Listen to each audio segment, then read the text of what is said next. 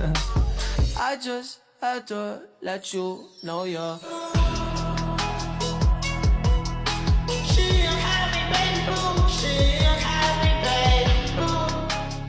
Oke, assalamualaikum warahmatullahi wabarakatuh. Perkenalkan, nama saya Pramanca Syahwandi Siaan dengan NIM 5241230023. Nah, pada dari kelas TEC angkatan 24, Prodi Teknik Elektro.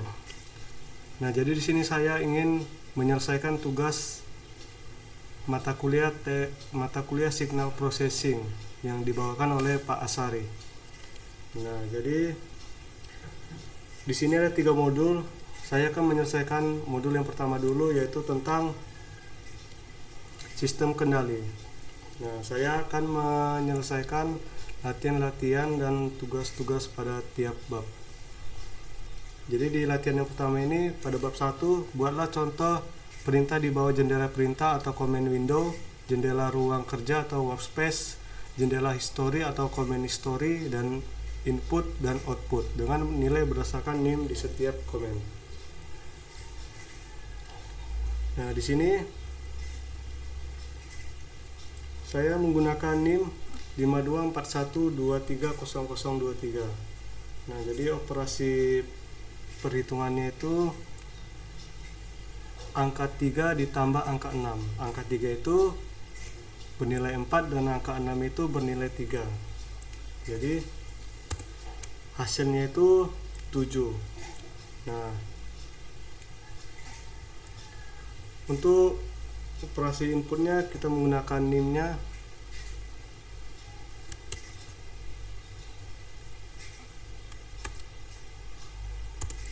Nah, di sini kita masukkan NIM-nya, yaitu 5241230023. Nah, kemudian untuk outputnya,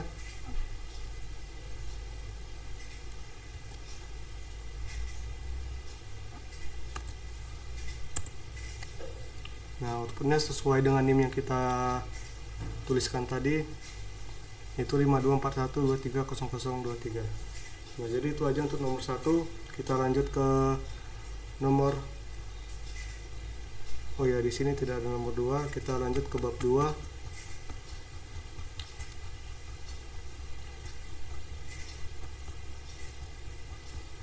Nah, jadi di latihan nomor 1 ini, buatlah 2 buah matriks dengan sembarang ukuran, kemudian lakukan operasi aritmatika dan juga cari tahu determinan dan inverse dari suatu matriks. Oke.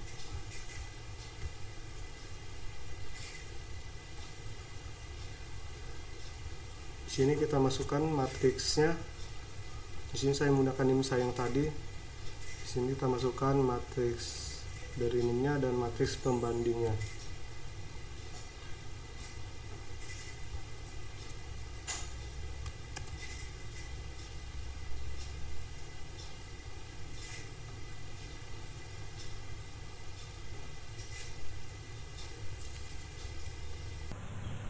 Nah, kita lanjut ke soal nomor 2. Sini buatlah skrip sederhana untuk menghitung A. Luas dan keliling lingkaran, B. Min dari data nilai berikut 46, 60, 87, 80, 86, 70, 90, dan 100. Baik, langsung saja kita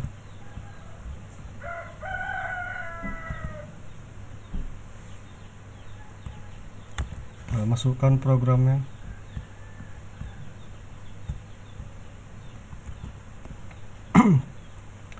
Nah, sini sudah kita masukkan programnya.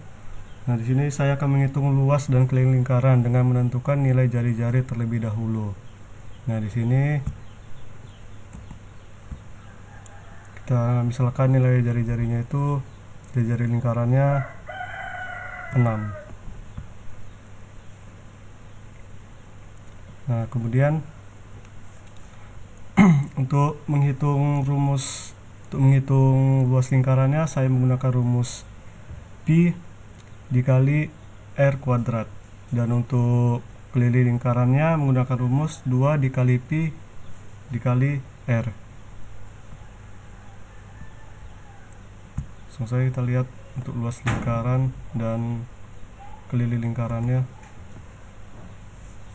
Nah, di sini didapatlah hasilnya. Untuk luas lingkarannya sekitar 113,10 dan untuk keliling lingkarannya 37,70. Nah, langsung saja kita lanjut ke yang B. Sebelum itu kita clear dulu.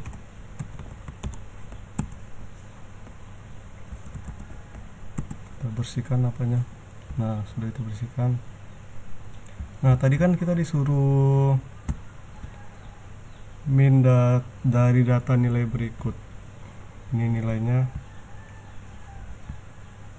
Kita masukkan aja programnya.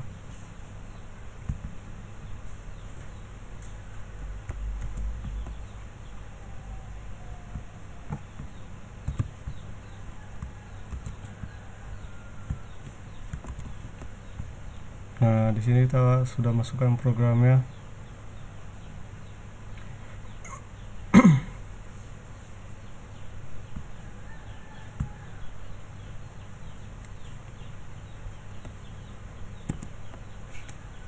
Nah, jadi min dari data nilai yang di atas ini itu sekitar 73,62. Oke, jadi itu aja untuk latihan nomor 2. 5 tugas, yaitu gimana latihan yang pertama itu buatlah 2 matriks dengan sembarang ukuran, kemudian lakukan operasi aritmatika dan juga cari tahu determinan dan inverse dari suatu matriks. Nah, langsung saja kita masuk ke sini. Nah, di sini saya menggunakan NIM saya yang tadi. Kita masukkan matriks NIM-nya dengan matriks pembandingnya.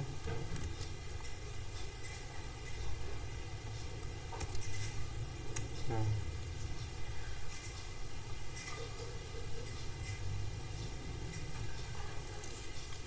di sini saya menggunakan operasi penjumlahan, operasi pengurangan, perkalian elemen matriks, determinan matriks, dan inverse matriks. Pertama kita melakukan operasi penjumlahan dulu.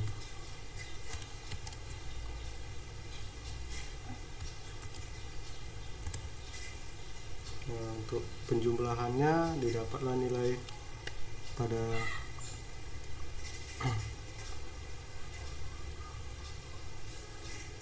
nilai berikut. Kemudian operasi pengurangannya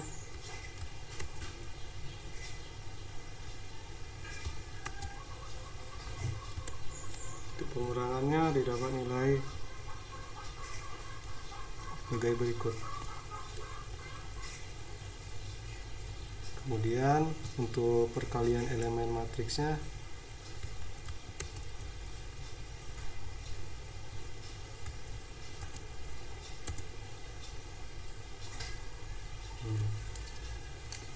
berikut, inilah hasil perkalian elemen matriks.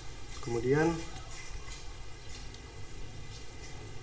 kita lanjut ke determinan matriks. Nah, sebelum itu kita ubah matriksnya terlebih dahulu.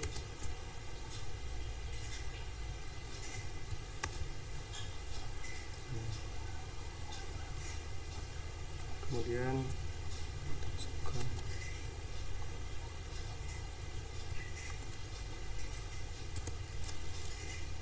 didapatlah nilai determinan matriksnya.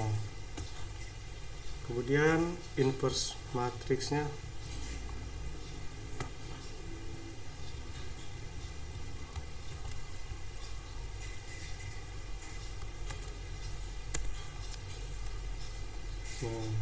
ini untuk nilai inverse matriksnya.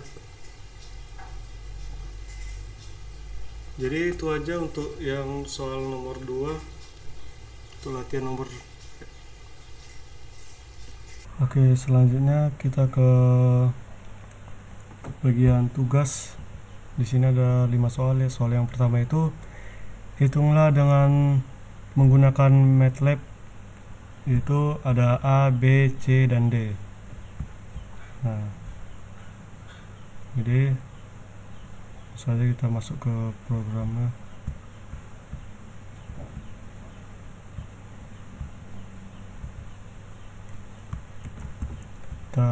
Yang pertama itu yang Yang A dulu. Nah, di sini A nilainya 3,4286. Kemudian yang B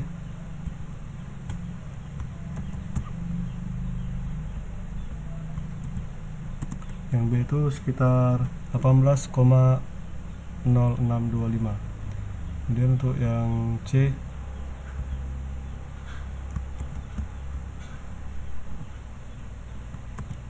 itu sekitar 0,7906. Yang terakhir itu yang D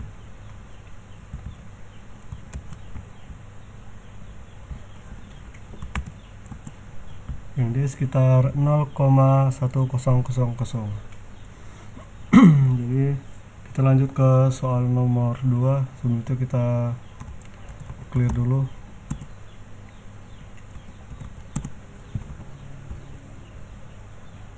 Nah, di sini soal nomor 2. Buatlah 4 variabel berikut. Di sini ada A, B, C, dan D.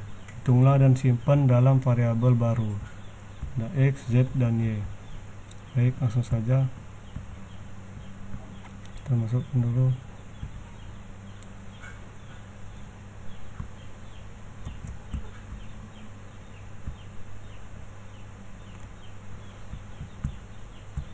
Kita masukkan dulu variabelnya. Nah, di sini ada variabelnya.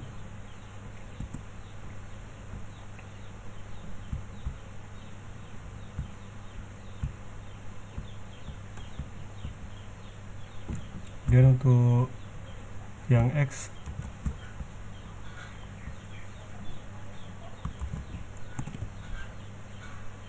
itu nilainya 200. Kemudian untuk yang Z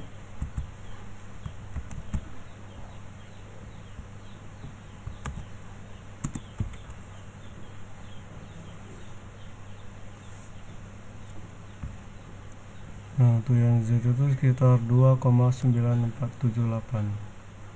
Nah, jadi untuk Z ini aturan di sini di programnya ini dia bernilai mengeluarkan output itu INF. Nah, itu INF itu keluar karena hasilnya sangat besar sehingga MATLAB mengembalikan INF atau tak terhingga. Nah, di sini kan dapat dilihat nilainya sangat besar. Jadi tadi saya coba ini INF tapi ini kok ada nilainya gitu. Jadi itu aja untuk yang Z. Kemudian yang Y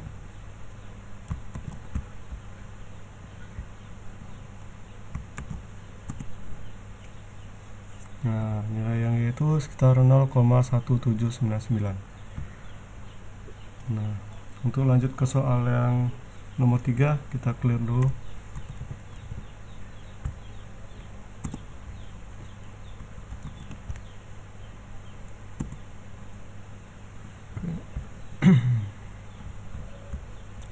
Nomor 3 itu di sini manakah di antara nama-nama variabel berikut yang valid? Nah, di sini ada variabelnya. Oke, baik. Jadi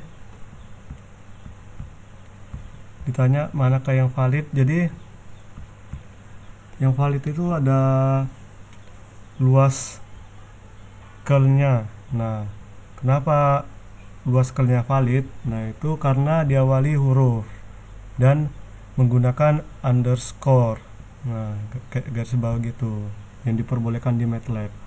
Kemudian ada data underscore div. Nah, karena diawali huruf juga tidak ada spasi dan underscore diperbolehkan. Kemudian time. Nah, karena diawali huruf dan tidak mengandung simbol atau spasi. Kemudian start 10. Nah, ini karena diawali huruf dan angka boleh digunakan di akhir variabel. Kemudian nilai awal. Nah, karena menggunakan underscore dan di awal huruf sehingga diperbolehkan. Kemudian yang hasil akhir. Nah, ini karena tidak ada spasi atau simbol dan diawali huruf juga. Oke, lanjut ke nomor 4. Nah, di sini disuruh definisikan vektor dan matriks berikut ini di dalam MATLAB. Nah. Oke. Sini kita masukkan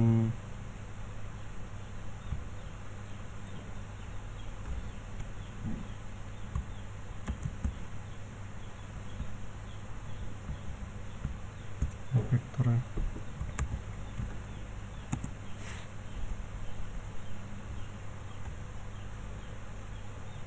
Oh, bentar.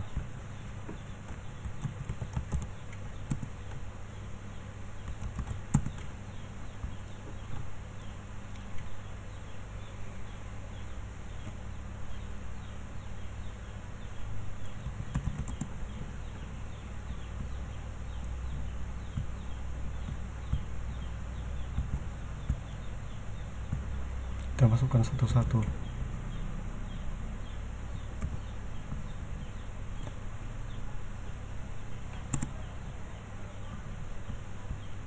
Itu vektornya.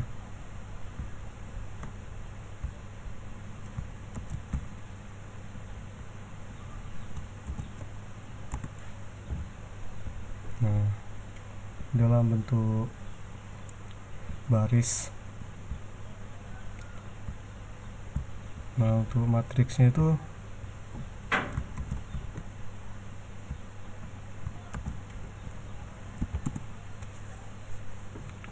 nah jadi di sini sudah matriksnya itu sudah sesuai dengan matriks yang ada di soal tadi. Ini 135 135. Nah, karena di sini matriks 4x4, jadi di setiap huruf keempat itu dikasih titik koma pada akhiran huruf keempatnya, karena matriksnya 4x4. Nah, jadi kita lanjut ke soal nomor 5. Kita clear dulu.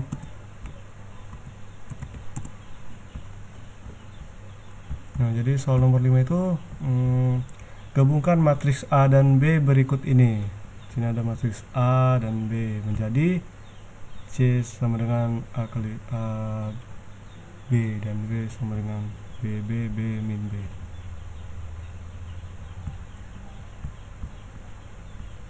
Kita masukkan dulu variabel A dan B nya.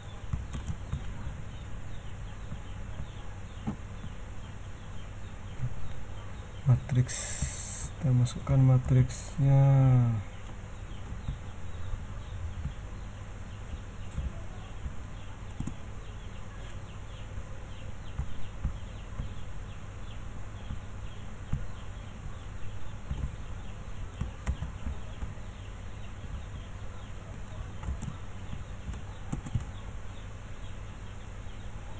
Nah, untuk C itu nilainya 481124 1 -1. Nah, itu sesuai sama yang tadi, yaitu C sama dengan AB. Nah, jadi gabungan antara A dan B. Kemudian yang W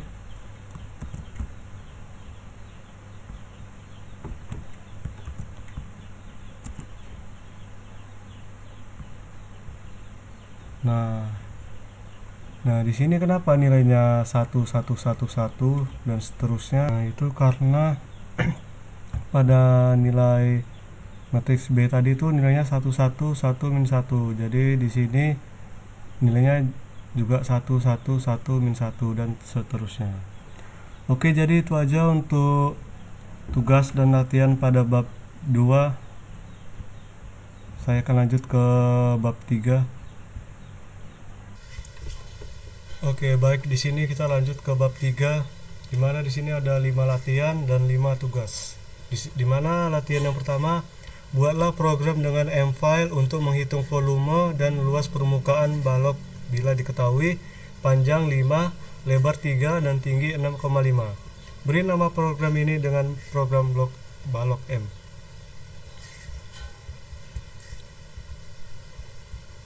Oke, di sini kita tambahkan dulu untuk editornya.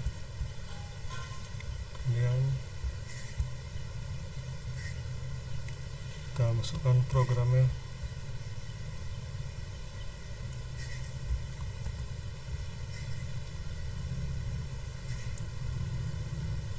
Nah, di sini kita sudah masukkan programnya. Nah, di sini kita save dulu.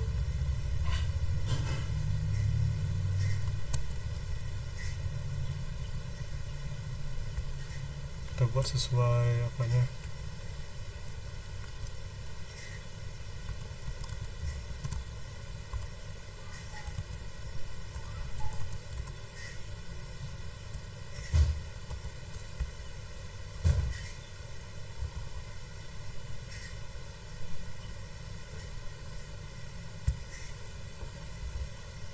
Nah, sudah kita buat. Kemudian kita run section. Nah, di sini didapat luas permukaan baloknya 134 dan volume baloknya 97,5000. Itu aja untuk nomor 1. Kita lanjut ke nomor 2. Sebelumnya kita clear dulu.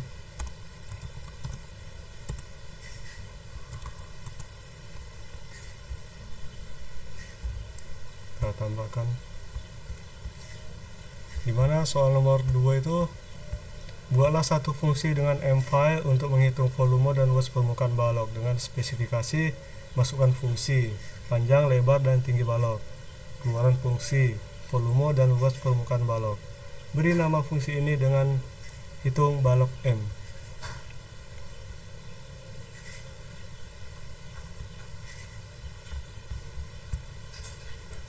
Oke, kita masukkan apanya, programnya.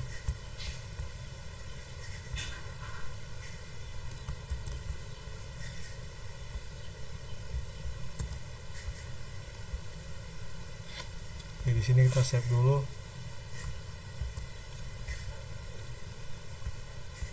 Nah, di sini sudah sesuai sama yang diperintahkan pada nomor 2 tadi ya, hitung balok M. Save saja. Nah, kemudian untuk command window-nya kita tambahkan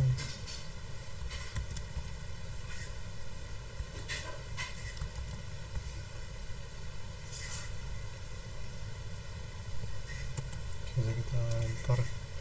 Nah, di sini didapatkan volumenya itu 97,5000 dan luasnya itu juga 134.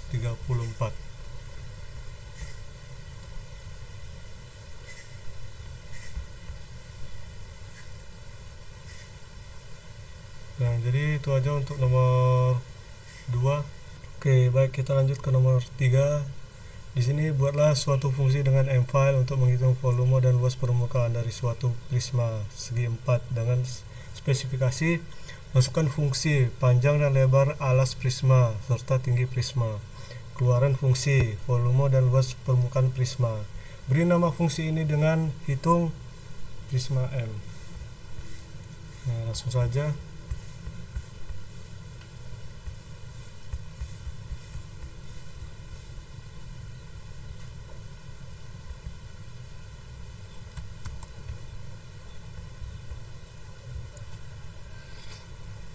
Kita tambahkan dulu editornya. Sudah tambahkan. Masukkan programnya. Kemudian untuk command window-nya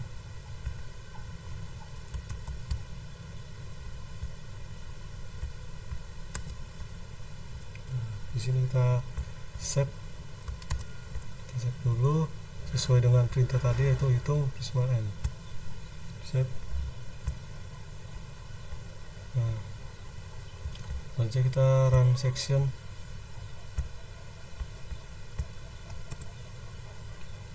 Nah, di sini didapatlah nilai volumenya itu 90 dan luasnya itu 126. Itu aja untuk nomor 3. Kemudian kita lanjut ke nomor 2 ke nomor 4. Buatlah suatu program untuk menampilkan segitiga Pascal. Pengguna harus memasukkan jumlah level segitiga yang ingin ditampilkan melalui command input. Apabila pengguna menginginkan segitiga 4 level, maka akan tampil keluaran 111, 121, 1331. Nah, beri nama program ini dengan program Pascal M. Langsung saja sini kita tambahkan. Di sini kita clear dulu. Ini sudah. Kita tambahkan programnya.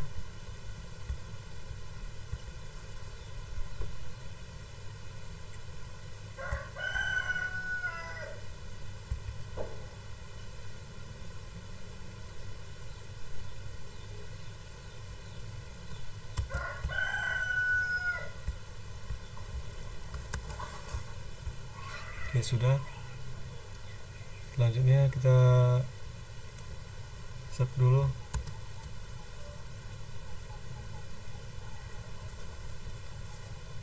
Tadi disuruh program Pascal M.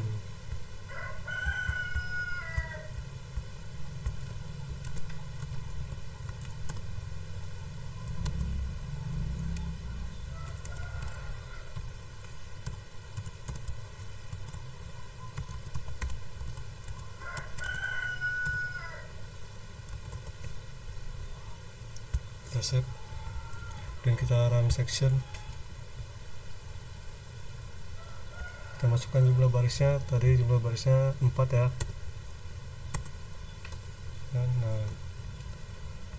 Nah, jadi sesuai dengan soal tadi, yaitu 111, 121, 1331. Nah, itu aja untuk nomor 4. Kita lanjut ke nomor 5. Buatlah sebuah fungsi untuk menghitung jumlah hari di antara dua tanggal. Spesifikasi dari fungsi tersebut ialah masukkan tanggal, bulan, dan tahun awal, serta tanggal, bulan, dan tahun akhir. Nah, keluarannya jumlah hari di antara dua tanggal tersebut. Nah, berikan nama fungsi ini dengan hitung hari,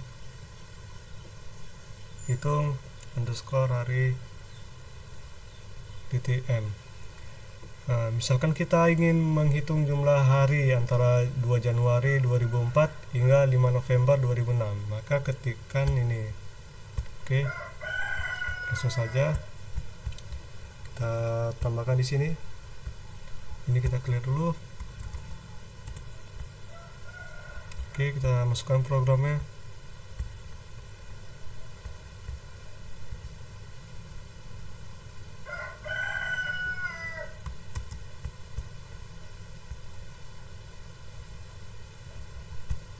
Masukkan untuk command window-nya.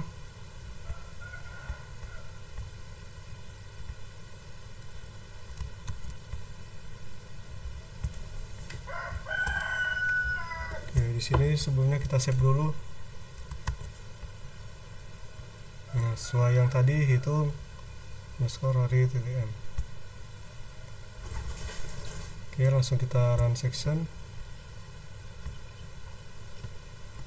Enter. Nah, jadi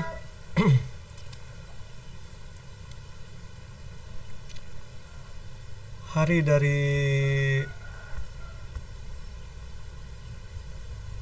dari 2 Januari 2004 sampai 5 November 2006 itu sekitar 1038 hari. Oke, jadi itu aja untuk nomor 5. Dan untuk latihan pada bab 3 kita lanjut ke tugas ya. Oke, kita lanjut ke tugasnya. Dimana di sini ada 5 tugas. Tugas yang pertama itu agar lebih memahami penulisan dan penggunaan fungsi dari MATLAB, perhatikan program berikut ini. Ini programnya. Nah, jadi simpan program tersebut dengan nama blok M. Selanjutnya buatlah fungsi untuk menghitung luas permukaan dan volume pada tabung dan kerucut. Simpan fungsi tersebut dengan nama tabung M dan kerucut M. Langsung saja. Nah, di sini udah saya buat untuk yang balok. Nah, jadi di program ini, program diawali dengan perintah clc untuk membersihkan command window dan clear untuk menghapus variabel yang ada sebelumnya. Kemudian program menampilkan judul, yaitu program menghitung luas dan volume balok menggunakan perintah disk. Nah, selanjutnya penggunaan diminta memasukkan nilai panjang, lebar, dan tinggi balok menggunakan perintah input. Nah, ini ya. Kemudian setelah itu dimasukkan program menghitung luas permukaan balok menggunakan rumus 2 kali jumlah dari panjang kali lebar, panjang kali tinggi, dan lebar kali tinggi. Kemudian program menghitung volume balok dengan rumus panjang kali lebar kali tinggi, panjang kali lebar kali tinggi. Nah, terakhir hasil perhitungan luas permukaan dan volume balok ditampilkan di command window menggunakan perintah disk. Langsung saja kita coba transaction. Nah, kita masukkan panjang baloknya 2, lebar baloknya 3, tinggi baloknya 4. Nah, dapatlah luas permukaan baloknya 52 dan volume baloknya 24. Kemudian kita clear dulu untuk lanjut. Nah, ini untuk tabungnya sama saja, cuman perbedaan rumus saja. Nah, di mana untuk menghitung luas permukaan tabungnya menggunakan rumus 2 kali pi kali jari-jari dikalikan dengan jumlah jari-jari dan tinggi. Nah, untuk volumenya, untuk volume tabungnya dengan rumus pi kali jari-jari kuadrat dikalikan tinggi. Nah, hasil perhitungannya luas permukaan dan volume tabung kemudian ditampilkan di command window juga. Kita run section. Kita masukkan jari-jari tabungnya, misalnya 4.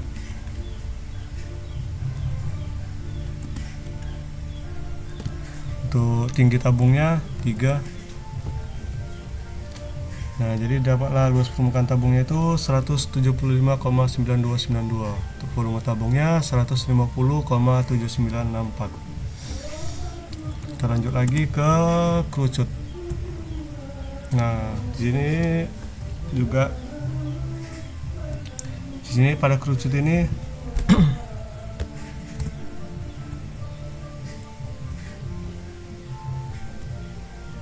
sedikit berbeda ya.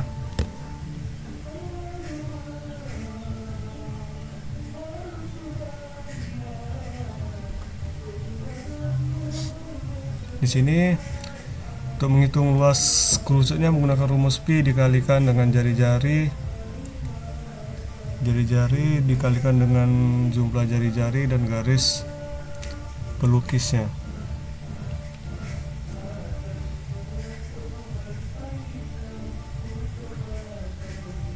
Kemudian untuk volumenya di sini dengan rumus 1/3 kali pi dikali jari-jari kuadrat kali tinggi. Nah, kemudian untuk menghitungnya kita run section lagi. Jadi kita masukkan jari-jari kerucutnya, misalkan 1 masukkan tinggi kerucutnya 3. Nah, dapatlah luas permukaan kerucutnya 13,0762 dan volume kerucutnya 3,1416. Oke, kita lanjut ke soal nomor 2.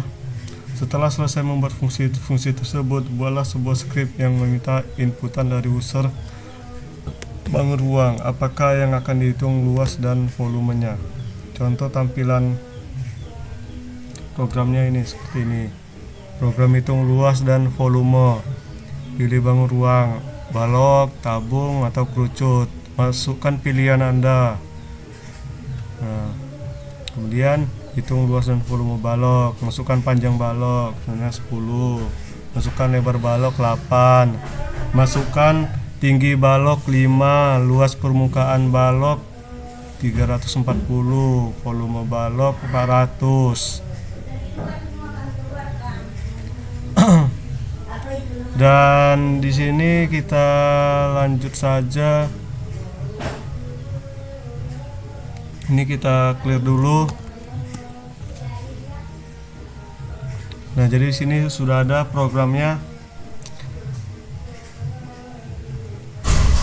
Nah, program menampilkan judul program serta pilihan bangun menggunakan pilihan bangun ruang yang dapat dipilih oleh pengguna, yaitu balok, tabung, dan kerucut. Nah, menggunakan perintah disk. Kemudian pilih input. Nah, masukkan inputnya. Apa yang mau kita pilih? Misalnya, jika kita pilih nomor 1, maka program akan menghitung luas permukaan dan volume balok. Nah, program ini nanti meminta input untuk panjang balok, kemudian lebar balok dan tinggi balok.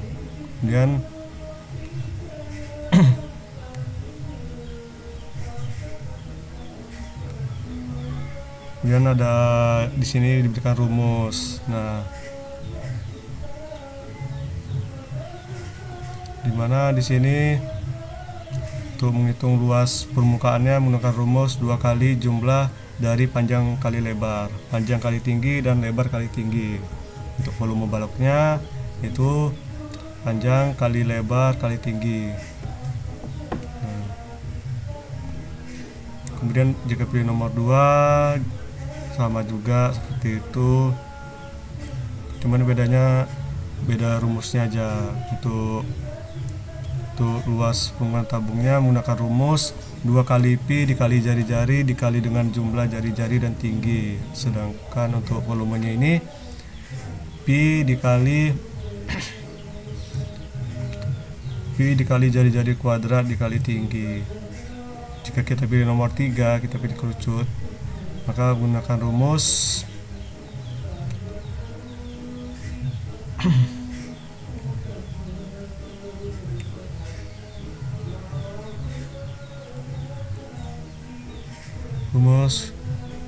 pi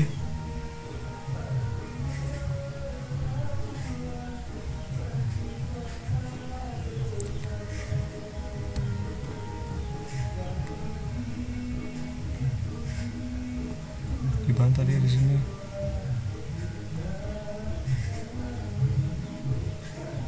Pi dikali jari-jari, kemudian dikali R tambah S, jari-jari tambah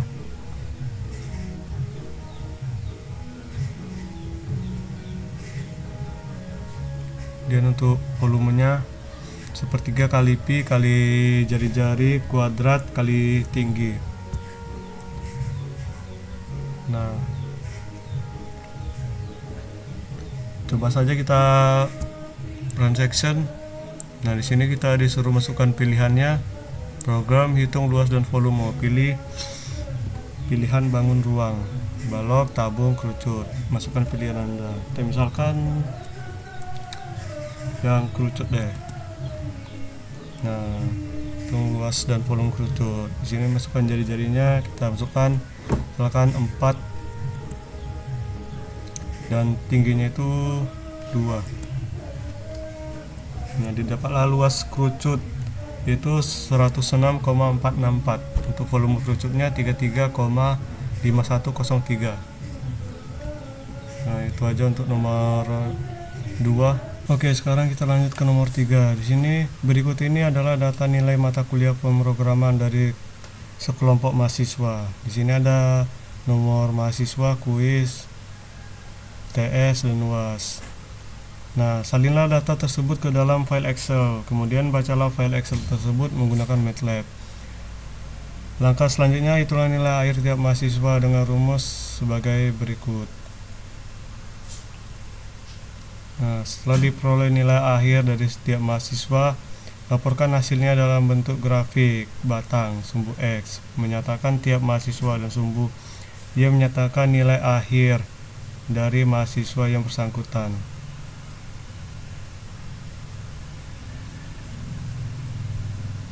Jadi langsung saja, di sini sudah saya buat programnya. Nah, sumbu X itu mahasiswa dan Y nya itu nilai akhirnya. Oke, langsung saja kita run section.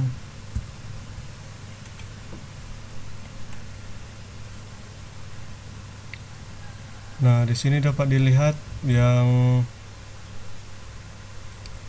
sumbu X ini mahasiswanya dan sumbu Y ini nilai akhirnya.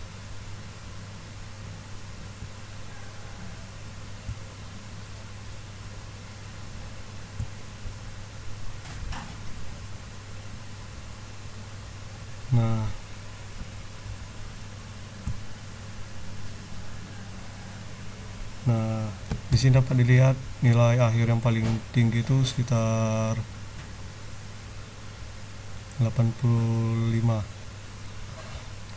dan nilai terendah itu sekitar 30-an. Oke, itu aja dalam bentuk diagram batang. Itu aja untuk nomor 3.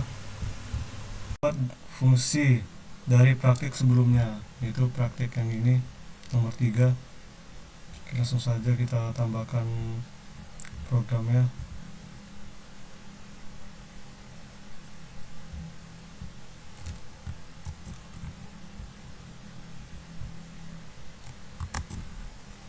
Oke, kita run.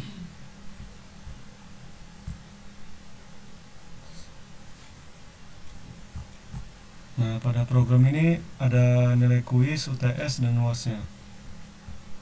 Di sini kita akan menghitung nilai akhirnya, yaitu 0,4 UTS tambah 0,4 UAS tambah 0,2 kuis. Di sini sudah ada nilai akhir mahasiswanya, yaitu ada 20 mahasiswa, dan nilai akhirnya itu di sini ya. Nah, menurut dari grafik, nilai tertingginya itu kira-kira 90 dan nilai terendahnya itu kira-kira 30. Oke, jadi itu aja untuk nomor 3. Kita lanjut ke nomor 4. Ke nomor 5, maaf. Sekarang coba Anda membuat grafik dari masing-masing fungsi berikut. Di sini ada fungsi A, B, C, D, E. Nah, jadi nanti itu grafik A, B, C jadi satu figur, grafik D satu figur, E juga satu figur. Yang disatukan hanya A, B, dan C. Oke, langsung saja.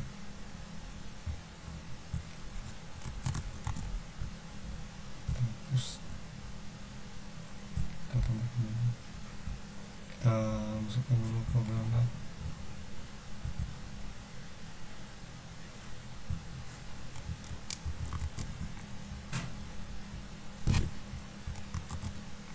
Oke, langsung kita run.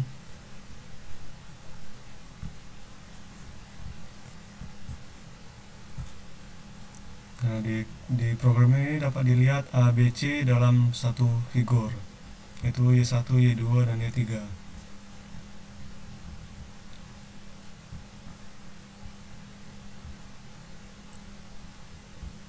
Oke. Nah, untuk grafik A, B, dan C itu sudah dalam satu figur, di mana yang merah ini sin buka kurung 2x tutup kurung, yaitu untuk yang A. Kemudian yang biru ini untuk yang B, yaitu sin buka kurung 2x tambah pi per 2 tutup kurung. Kemudian yang hijau ini untuk yang C, itu sin buka kurung 2x kurang pi per 2 tutup kurung. Nah, untuk yang D, nah grafik yang D ini yaitu Y sama dengan X pangkat 3 kurang 3x kuadrat. Nah, jadi seperti ini bentuk grafiknya.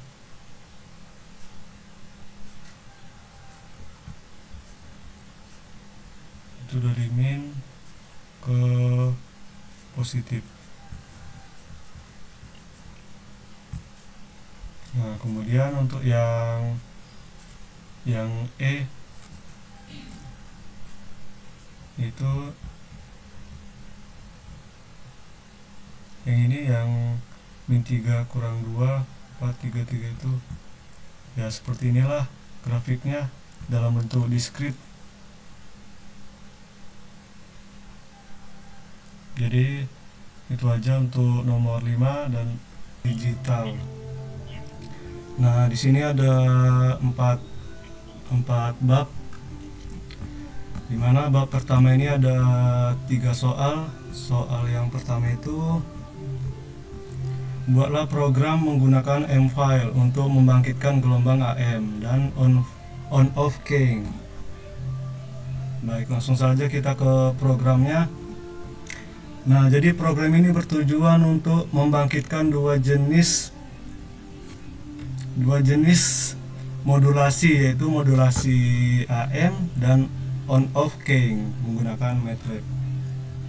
Nah, pertama saya menentukan frekuensi sampling sebesar 1000 Hz dan membuat vektor waktu 0 sampai 1 detik.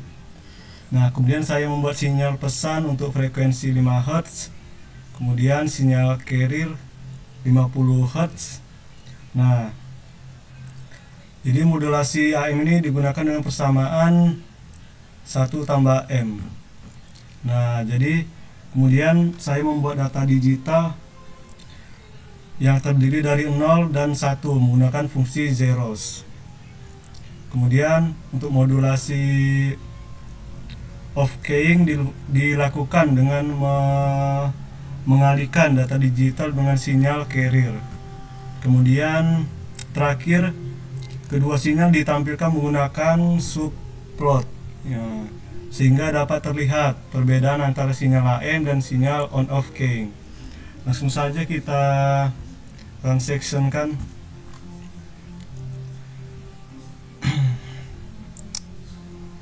Nah, di sini dapat dilihat yang atas ini sinyal modulasi AM dan di bawah sinyal on-off keying.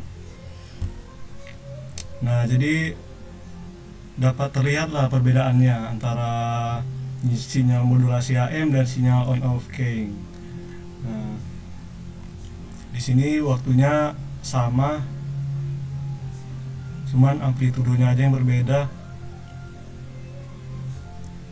Nah, jadi itu aja untuk nomor 1. Kemudian di soal nomor 2, modifikasilah program pada bagian 4A dengan amplitudo 1/2, 1/3, 1/4 sampai 1/20. Frekuensi sinyal berubah seperti deret hitung F, 2F, 3F, 4F sampai 20F. Sinyal apakah yang muncul? Nah, oke.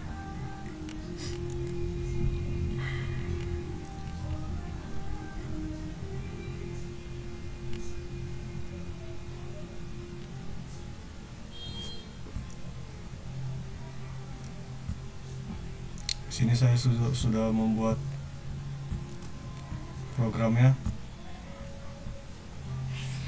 Nah, jadi pada program ini saya membuat sinyal gabungan sinyal gabungan dari 20 dari 20 sinyal sinusoidal. Nah, amplitudo sinyal, setiap sinyal mengikuti pola 1K sehingga amplitudo semakin kecil ketika nilai K bertambah.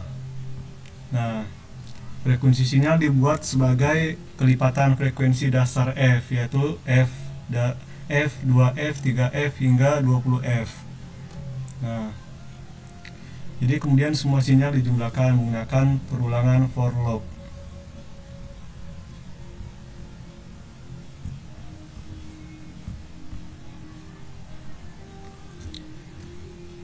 Nah, jadi langsung saja kita run section.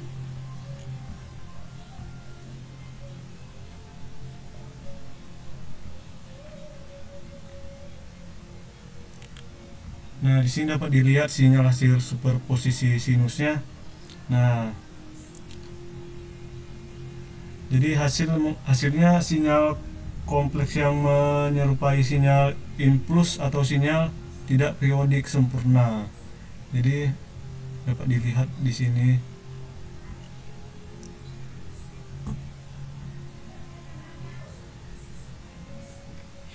Dia tidak periodik sempurna. Oke, lanjut ke nomor 3. Seperti pada nomor 2, sinyal dan amplitudonya berubah dengan kelipatan genap, sehingga sinyal dengan frekuensi 40 kalinya sinyal apakah yang muncul? Oke, baik. Di sini sudah saya buat juga apanya, programnya. Di sini cuma ada sedikit perbedaan aja. Langsung saja kita run section.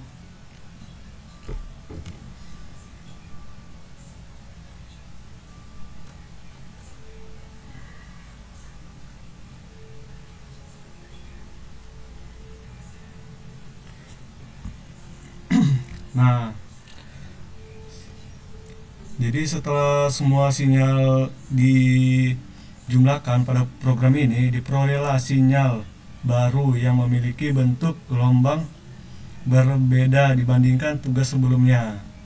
Nah, jadi ini agak sedikit berbeda lah dengan sinyal sebelumnya tadi.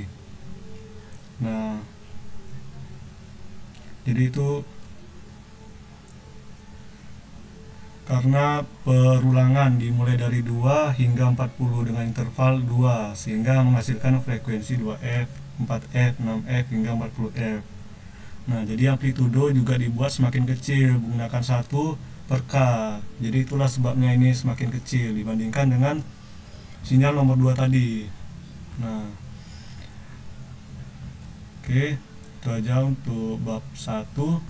Kita lanjut ke bab 2.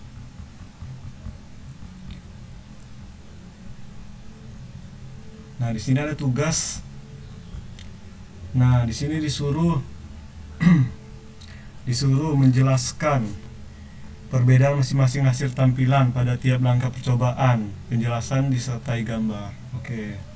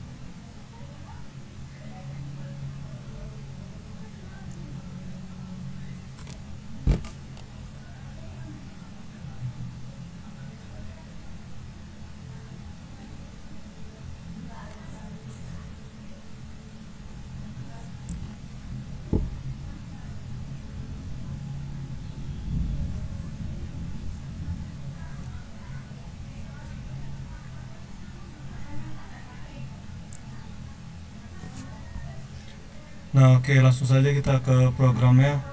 Di sini sudah saya buat. Langsung saja.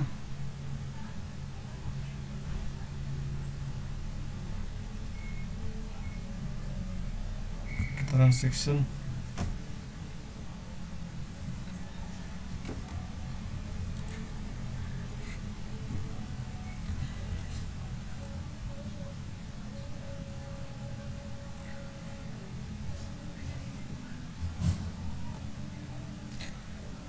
Nah, di sini kita memakai 100 Hz. Nah, di sini titik sampingnya sangat banyak, bentuk sinyal hampir sama dengan sinyal analog asli. Nah, gelombangnya terlihat halus dan jelas ya. Nah, ini untuk yang 100 Hz. Coba kita ubah ke 50 Hz.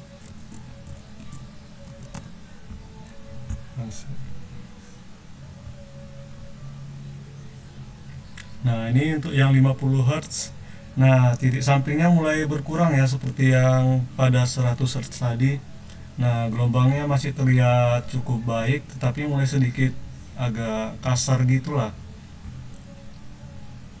Nah, kemudian untuk yang kita buat yang 25 Hz lah. Sekarang nah, ini untuk yang 25 Hz. Nah, jadi dapat dilihat titik sampingnya semakin sedikit dibandingkan sebelum-sebelumnya. Bentuk sinyal mulai kurang halus seperti sebelumnya. Nah, lanjut kita coba yang 10 ya. Kita run.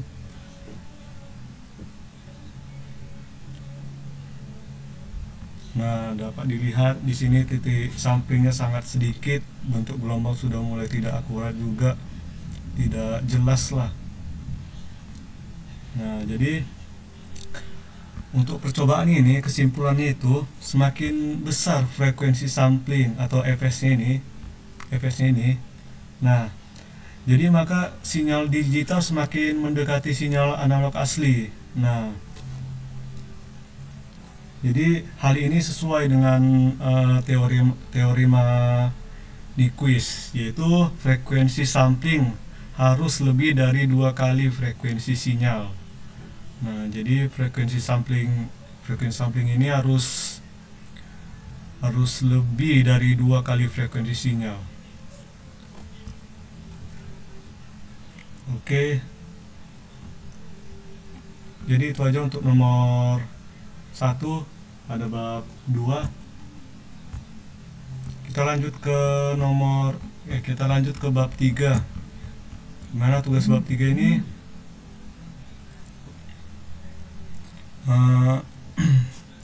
Buatlah program M-File untuk membangkitkan nada panggilan nomor HP masing-masing. Ubah frekuensi sampling menjadi up dan down sampling. Amati perubahan nadanya. Oke.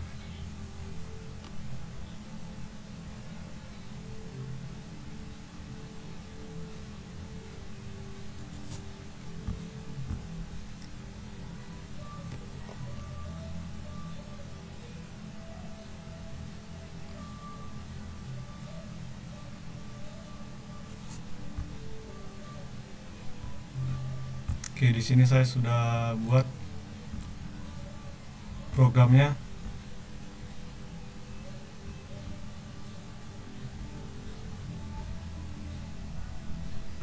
Coba sebentar kita lihat nomor 2 dulu. Buatlah program M-File untuk membangkitkan satu full lagu. Pilih sendiri lagu yang Anda buat. Sesuaikan frekuensi sampling sehingga nada menjadi jelas didengar. Lalu untuk membangkitkan panggilan nomor HP masing-masing.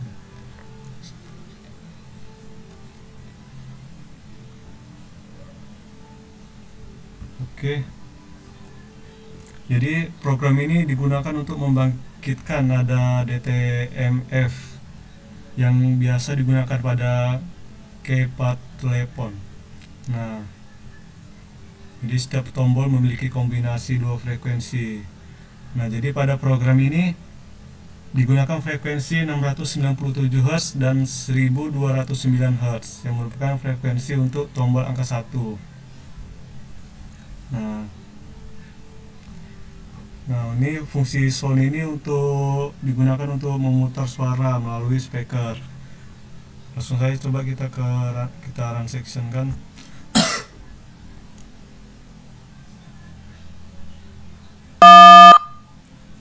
Nah, jadi dapat didengar ya, itu suara soundnya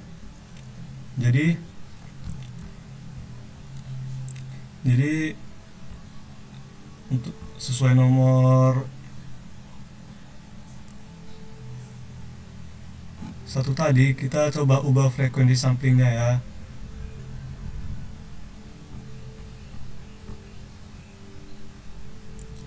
Misal kita ubah ke 2000 coba.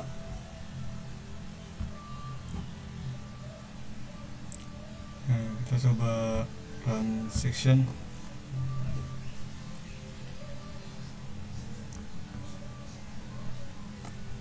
Bentar.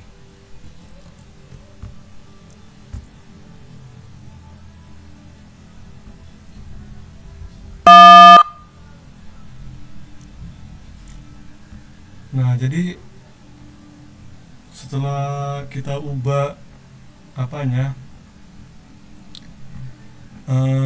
frekuensi sampingnya,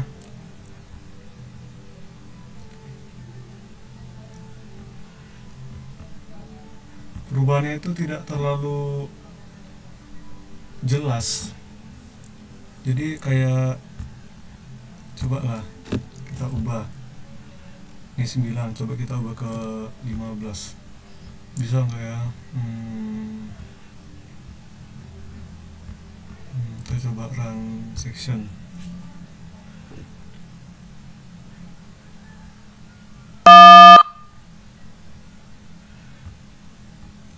Nah, jadi kalau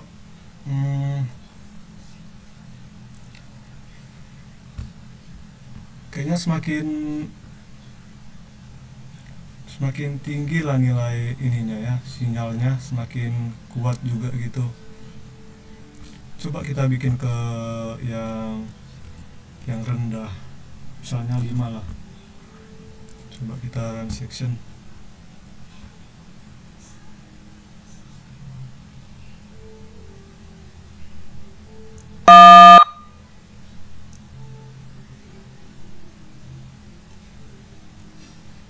Nah, jadi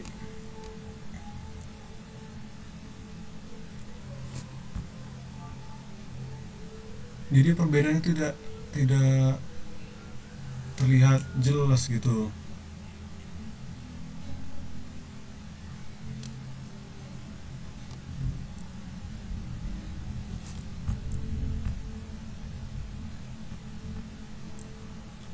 Coba kita lihat lagi soalnya ya.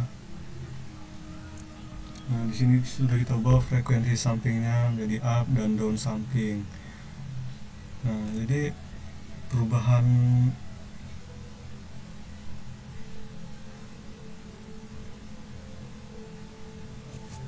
semakin tinggi frekuensi sampingnya ini, maka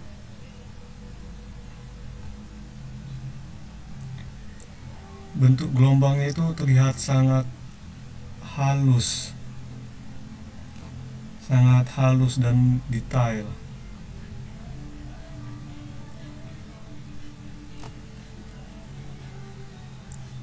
Coba kita pakai yang 300 ya.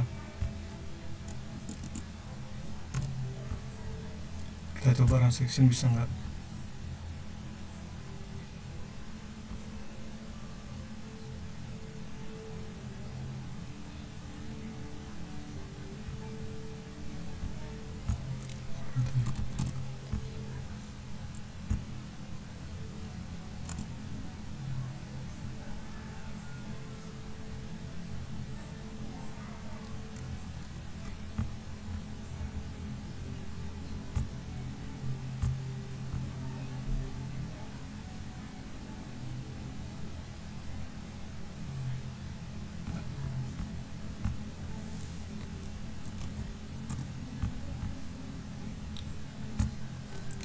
Kita coba aja yang 20 langsung.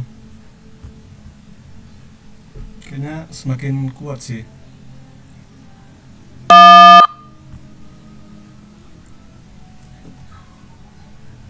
Nah, dapat dilihat di sini. Jadi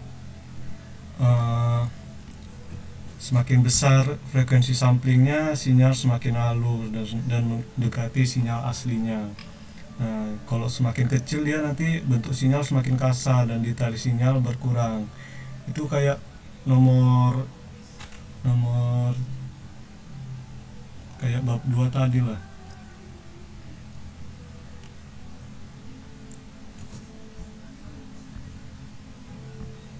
Nah,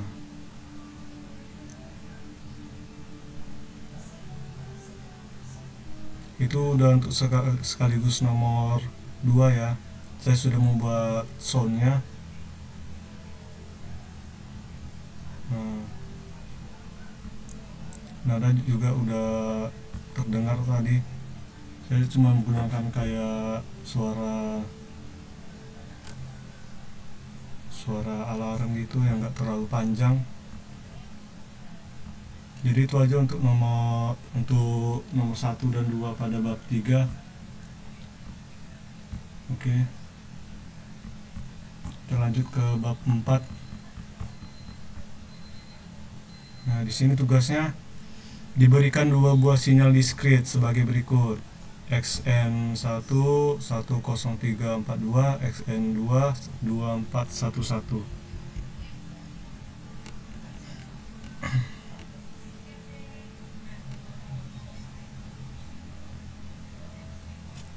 Nah, jadi tampilkan hasil sinyal menggunakan MATLAB untuk SN tambah 41, XN kurang 4, 2. Nah, hasil pencerminan dari sinyal XN1 dan XN2, kemudian hasil penjumlahan dari sinyal XN1 dengan XN2, kemudian hasil pengalian dari sinyal XN1 dengan XN2. Jadi tentu saja di sini saya sudah buat programnya. Nah, di sini X1 dan X2-nya sesuai dengan yang diminta di soal tadi. Nah, kemudian kita ini itu 04, kemudian ini untuk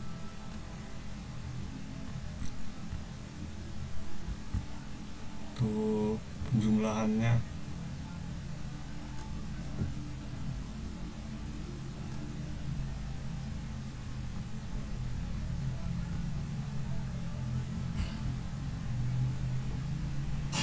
Oke, langsung saja kita run section, langsung saja kita lihat.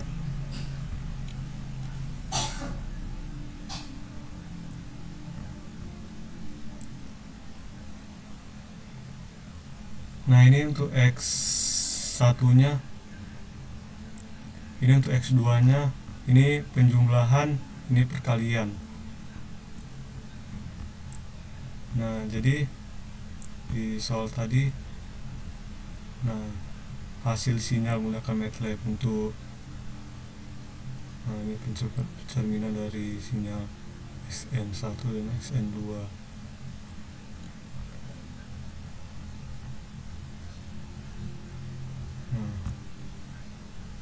Ini X1, X2, ini penjumlahan, perkalian.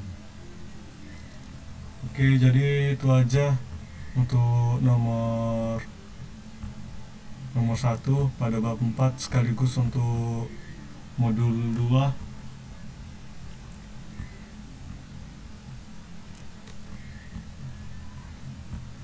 Oke, kita lanjut ke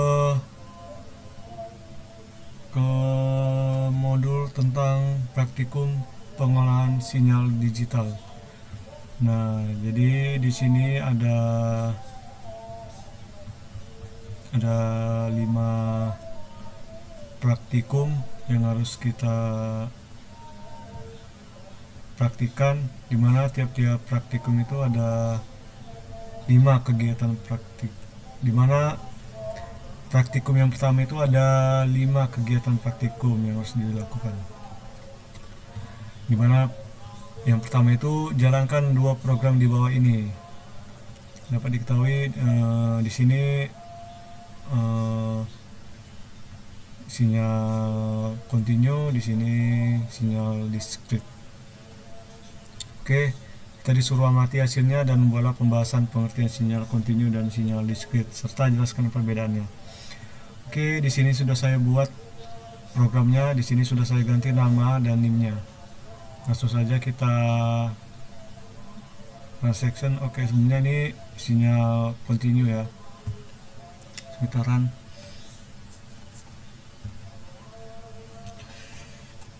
Nah, di sini dapat dilihat ini adalah sinyal continue. Ini berupa bilangan real dan ini berubah, sinyal ini berubah secara terus-menerus. Jadi grafik yang dihasilkan itu berupa gelombang sinus yang amplitudenya itu semakin mengecil karena dikalikan dengan fungsi eksponensial negatif. Nah, kita lanjut untuk discrete sebelum kita jelaskan perbedaannya. Kita run. Nah, ini untuk discrete, ini waktunya itu dinyatakan dengan n dari min 2 ke 7. Nah, jadi nilai ini ditentukan dalam bentuk vektor. Untuk perbedaannya itu sinyal continue dengan sinyal discrete itu, pada sinyal continue itu didefinisikan untuk setiap nilai waktu. Nah, kemudian grafiknya itu berupa garis yang menyambung. Oke, kita lihat lagi. Nah, grafiknya menyambung, dia tidak terputus gitu, dia terus. Kemudian untuk yang discrete, nah itu hanya memiliki nilai pada waktu tertentu. Misalnya waktu min 2, 0, 2, 4, 6, dan 7. Nah, dan untuk grafiknya itu berupa kayak titik-titik gitulah. Sini dapat dilihat. Oke, itu aja untuk nomor 1, perbedaan antara sinyal continue dan sinyal discrete.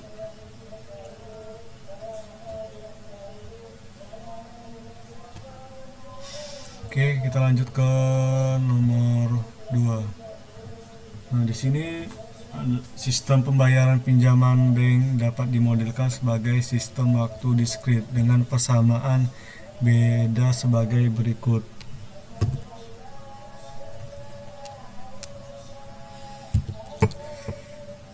Nah, di sini ada persamaannya di mana A bunga per tahun, XN jumlah angsuran per bulan, YN sisa pinjaman setelah bulan ke N. Nah, untuk menentukan keluaran YN dapat dikeluarkan dengan perhitungan secara rekursif sebagai berikut. Ini. Nah, di sini jalankan program di bawah ini. Nah, catatlah hasil dan buatlah pembahasan jika jumlah pinjaman Y0 adalah 6.000 US dollar, bunga per tahunnya 15% dan pembayaran angsurannya per bulan 150. Bandingkan bila angsuran per bulan 300. Oke. Langsung saja. Di sini sudah saya buat programnya. Nama sudah saya ganti, NIM juga. Oke. Langsung saja kita transaction. Di sini jumlah pinjamannya tadi 6.000 ya. Oke. Kemudian bunga per tahunnya 15%.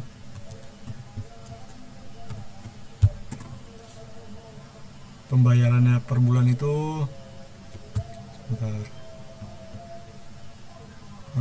150. Kita coba 150 dulu.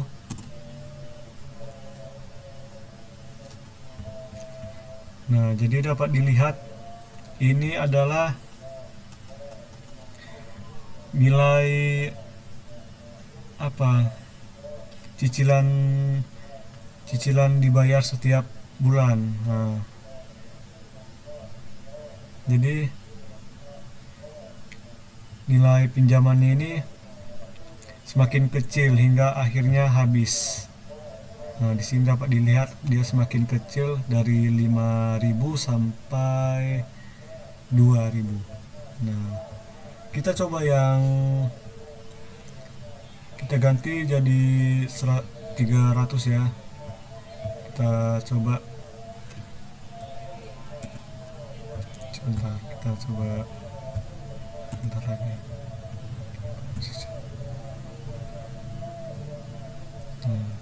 Nanti kita akan bandingkan di sini 6.000. Untuk bunga per tahunnya sama 15%.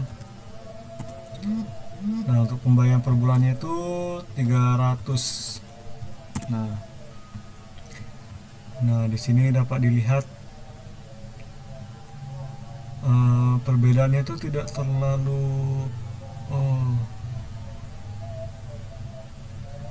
jadi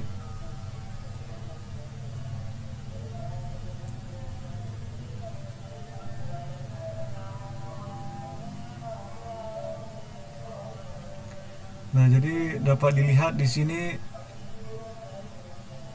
dia berubahnya tidak terlalu jauh gitu dibanding yang 300 ini. Dia berubah dari 5.000 ke sampai min. Nah,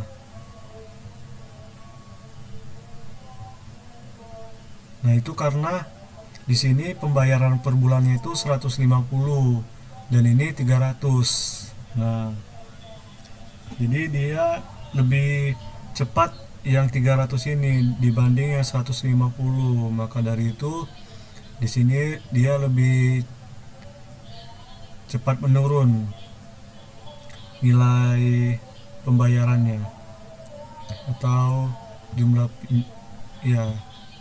pinjamannya lah, jumlah pembayaran yang harus dibayar. Jadi lebih cepat berkurang dibanding yang 150 ini. Oke, itu aja untuk nomor 2. Coba nomor 3.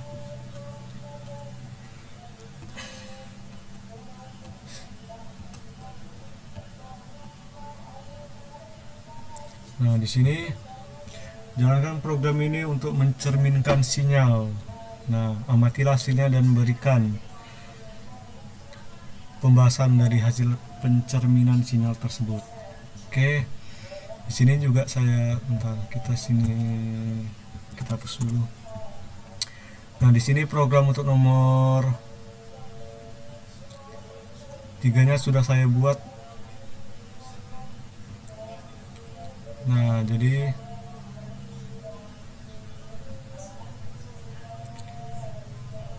langsung saja kita run section.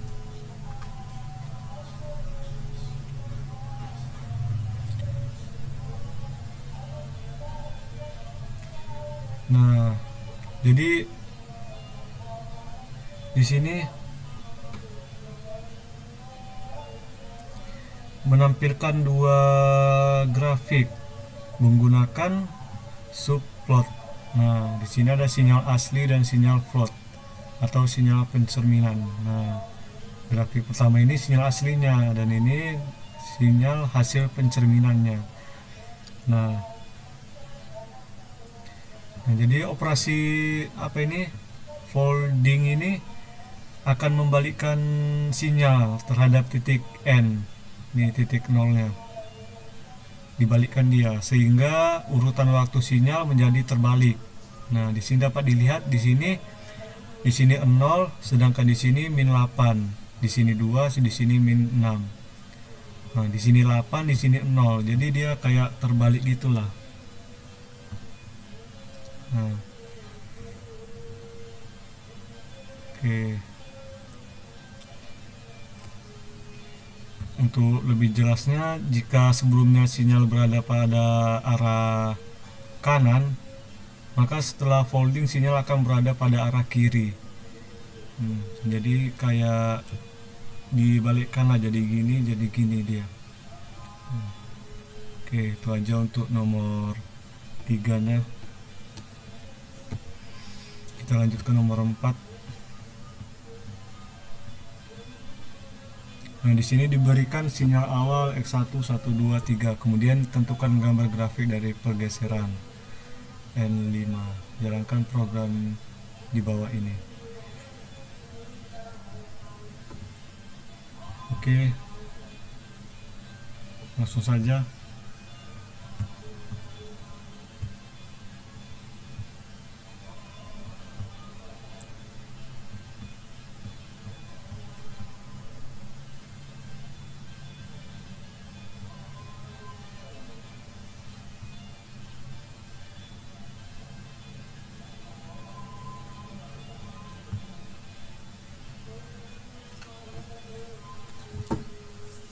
Sebentar kita tambahkan dulu apanya, programnya.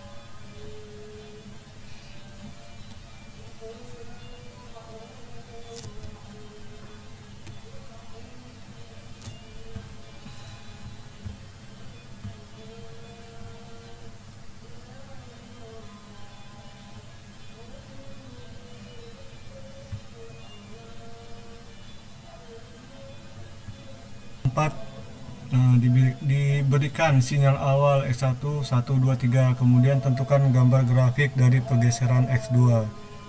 Nah, itu N-5, jalankan program di bawah ini. Nah, amatilah hasilnya, kemudian berikan penjelasan berdasarkan pengertian pergeseran sinyal dan apa pengaruh R pada grafik.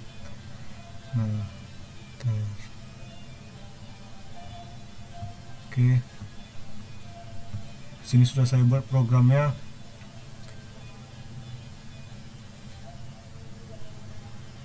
Sebentar, kita ganti namanya dulu.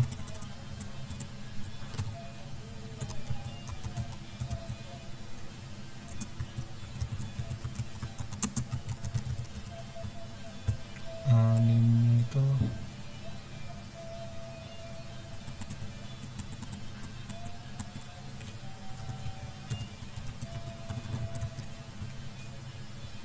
oke, kita coba run section.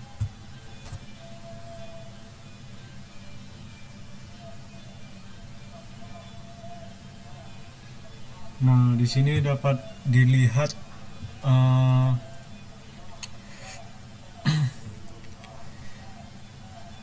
yang biru ini adalah sinyal diskrit awalnya dan sinyal yang merah ini sinyal diskrit setelah digeser ke kanan sebanyak 5 satuan waktu. Nah, untuk menggesernya untuk menggeser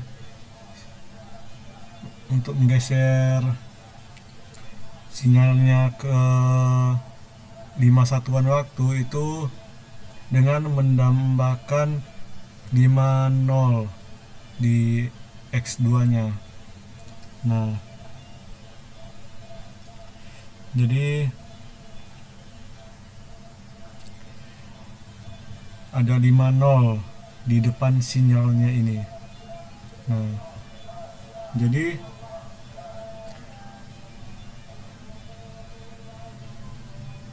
untuk fungsi R-nya itu digunakan untuk mengubah warna grafik menjadi merah. Nah, untuk menandakan sinyal hasil pergeserannya. Yang ini sebelum digeser, ini sesudah digeser. Dimana di sini ada 5 satuan waktu, 1, 2, 3, 4, 5. Nah, barulah sinyalnya muncul. Nah, kalau ini kan tidak ada satuan waktu, dia langsung muncul gitu. Ini ada 5, jadi ada 5 satuan waktu baru muncul sinyalnya. Oke, itu aja untuk nomor 4. Setelah sinyal X1 berikut ke dalam bentuk X2. Nah, jadi N-6. Sebelumnya itu N-5, di sini N-6. Di sini ada waktunya 102, 311, 231. Langsung saja kita coba. Mana yang pertama itu tadi 102 ya, 102. Oke, 102 kita run section.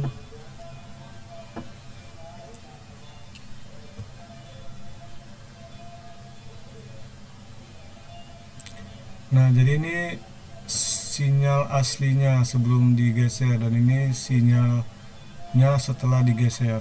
Nah, jadi dapat dilihat di sini ada 6 satuan waktu.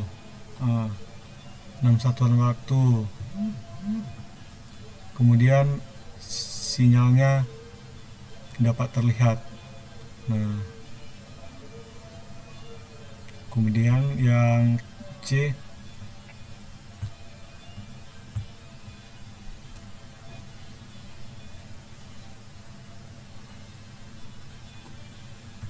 nah ini yang B. Nah, di sini juga ada 6 satuan waktu. Nah, di sini nilainya itu 0, 1, 2. Nah, ini dapat dilihat di sini sinyal diskretnya sama dengan yang ini, cuman bedanya itu di sini ada satuan waktu, sedangkan di sini tidak. Kemudian yang C. Nah, begitu juga yang C, di sini ada 6 satuan waktu, di sini tidak ada. Dan dapat dilihat sinyalnya sama dengan ini, cuman bedanya itu satuan waktunya aja. Nah, oke. Oh ya, sebelumnya itu yang tadi itu, yang soal nomor 4 itu untuk satuan waktunya itu ada 5. Jadi tadi kan kita tambah nolnya 5, sedangkan ini satuan waktunya 6, jadi kita tambah nolnya 6. Nah, jadi itu aja untuk nomor 5. Dan untuk modul praktikum 1, modul praktik 1, kita lanjut ke modul 2. Oke, kita lanjut ke bab 3, di mana di sini ada 5 soal. Soal yang pertama itu disuruh jalankan program di bawah ini dan amatilah hasilnya, dan berikan pembahasan berdasarkan frekuensi pencuplikan, jumlah titik pencuplikan, dan waktu sinyal berjalan. Oke, jadi langsung saja di sini sudah saya buat programnya. Nah, di sini yang F ini adalah frekuensi sinyalnya, yaitu 1000 Hz. Fs ini adalah frekuensi sampingnya, yaitu 8000 Hz. TS ini adalah periode sampingnya, yaitu 1/fs. Kemudian ada jumlah titik sampingnya yaitu NS, yaitu 512. Nah, jadi di sini dibuat vektor waktu menggunakan T sama dengan 0.2 TS kali NS kurang 1. Nah, kemudian di sini ada X sama dengan sin buka kurung 2 kali pi kali F kali T tutup kurung. Nah, ini merupakan persamaan dasar sinyal sinus dalam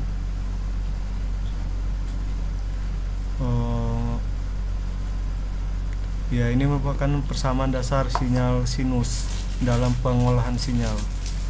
Nah, setelah itu ada fungsi plot.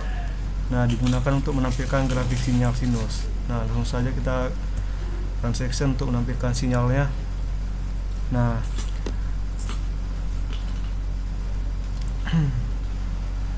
hasil sinyal yang diperoleh, grafik yang muncul ini adalah gelombang sinus dengan frekuensi 1000 Hz yang telah disamping dengan frekuensi 8000 Hz. Nah, karena Fs-nya lebih besar dari 2F, maka sinyal dapat direpresentasikan dengan baik tanpa distorsi.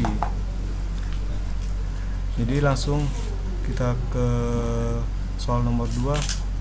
Nah, di soal nomor 2 ini ulangi percobaan pada nomor 1 dengan mengubah Fs-nya menjadi 4000 Hz dan F-nya menjadi 12000 Hz. Nah, jadi langsung saja di sini sudah saya buat programnya. Kita run section. Nah, Sebelumnya di sini sudah saya ubah 12.000 Hz, kemudian frekuensi samplingnya 4.000. Nah, jadi teman-teman, menurut teori Nyquist, agar sinyal dapat direkonstruksi dengan benar, maka frekuensi sampling harus memenuhi Fs dia lebih besar dari 2F. Nah, seperti pada nomor 1 tadi. Namun pada nomor 2 ini Fs-nya itu lebih kecil dibanding 2F. Nah, jadi sehingga Fs itu lebih kecil dari 2F. Nah, Fs-nya lebih kecil dari 2F. Nah, jadi artinya syarat Nyquist tidak terpenuhi. Akibatnya terjadi fenomena yang disebut aliasing. Nah, jadi aliasing ini kondisi ketika frekuensi sinyal yang tinggi terlihat sebagai frekuensi yang lebih rendah setelah proses sampling. Nah, di sini dapat dilihat sinyalnya begitu tidak sesuai dengan sinyal aslinya. Nah, ini menunjukkan bahwa sampling yang terlalu rendah dapat menyebabkan distorsi sinyal. Nah, jadi inilah distorsi sinyalnya. Nah, jadi dapat dibedakan dengan yang pertama tadi, sinyalnya tidak seperti ini, dimana yang pertama ini itu lebih stabil atau mulus sinyalnya, tidak seperti ini yang ada distorsi seperti ini. Jadi itu aja untuk nomor 2. Kita lanjut ke nomor 3. Jalankan program ini, amati hasilnya dan berikan penjelasan tentang tentang gambar tersebut. Oke, di sini sudah saya buat programnya, langsung saya kita run section. Nah, di sini kita hapus dulu. Nah, di sini ada persamaan, yaitu X1 dan X2. Nah, di sini dapat dilihat persamaannya dan dapat dilihat juga nilai N di sini itu 0.21.28. Ini tuh dilakukan untuk proses sampling discrete. Nah, yang menghasilkan nanti titik-titik samplingnya, titik-titik sampelnya. Nah, jadi langsung saja kita run section.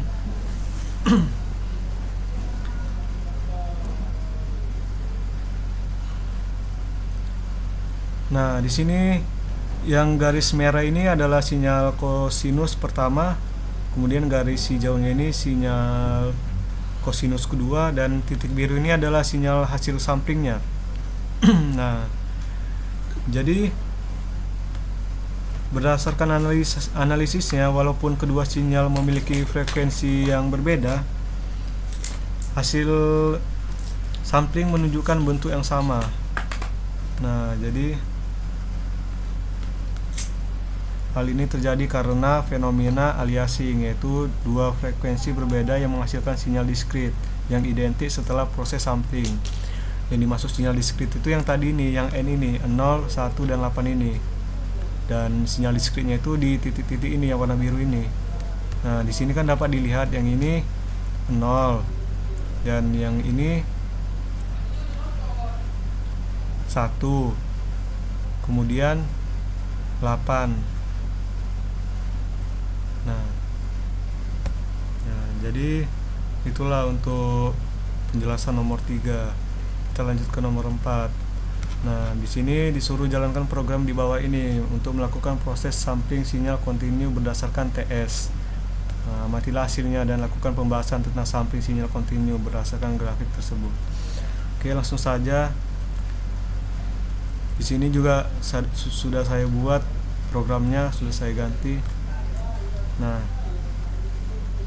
jadi sinyal kontinu dibentuk dengan persamaan ini. S1 sama dengan A kali sin, buka kurung 2 kali Pi kali T kali F, tutup kurung.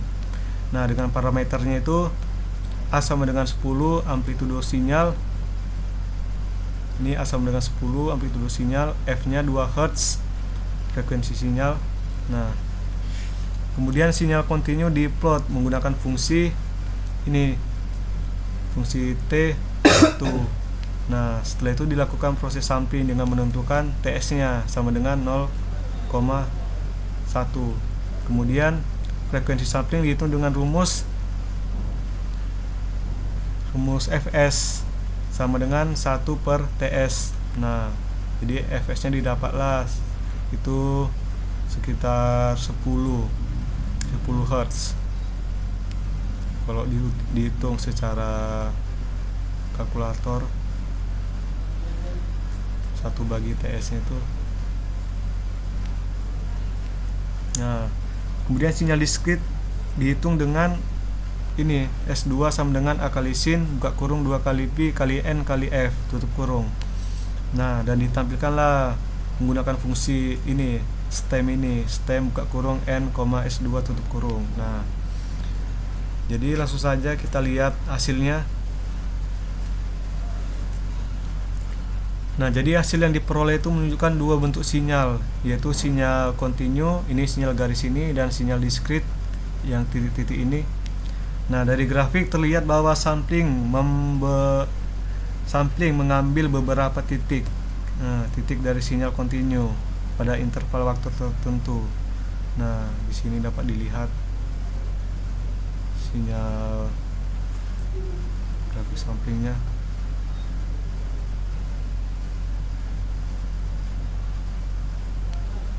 Oke, itu aja untuk nomor 4. Lanjut ke nomor 5. Di sini jalankan program di bawah ini untuk melakukan proses sampling sinyal kontinu menggunakan Fs. Amatilah hasil dan bandingkan dengan sampling sinyal penggunaan Ts. Berikan pembahasan berdasarkan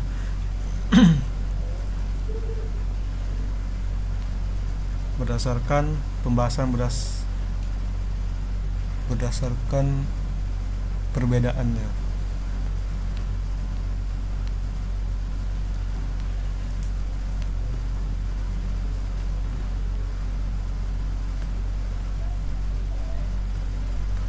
Oke, kita lanjut ke nomor 5. Di sini jalankan program di bawah ini untuk melakukan proses sampling sinyal kontinu menggunakan Fs.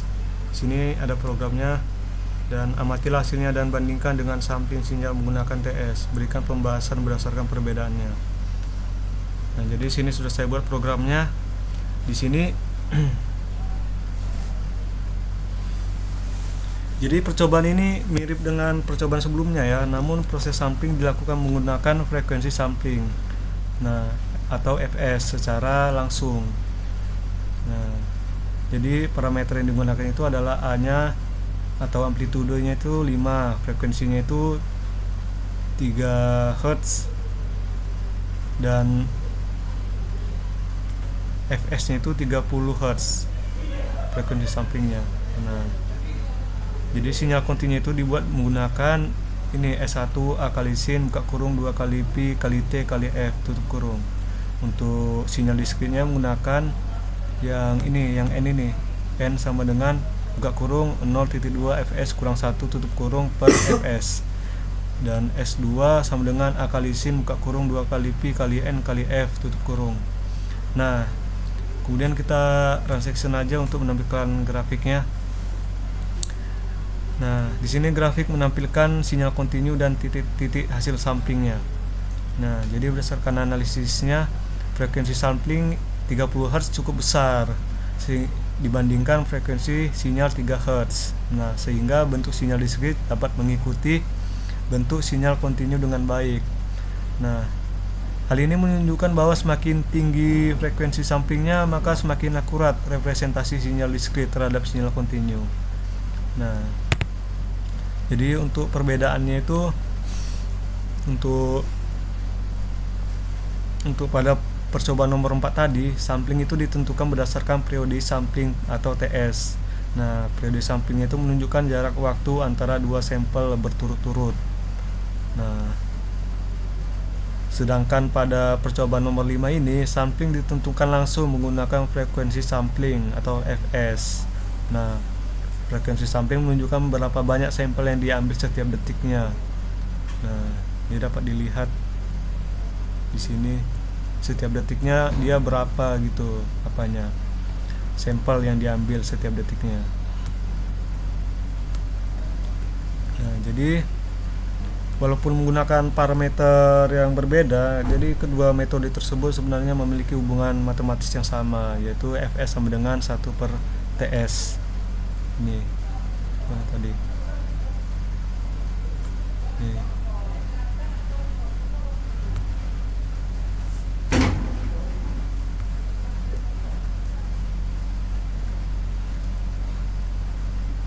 S sama 1/Ts, ini dapatnya hasilnya 30. Nah, jadi sehingga kedua metode tetap menghasilkan proses sampling yang sama, hanya berbeda pada cara penentuan parameternya saja. Oke, jadi itu aja untuk nomor 5 sekaligus untuk bab 3.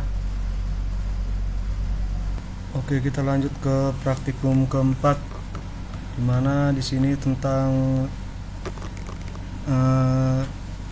DFT dan VVT.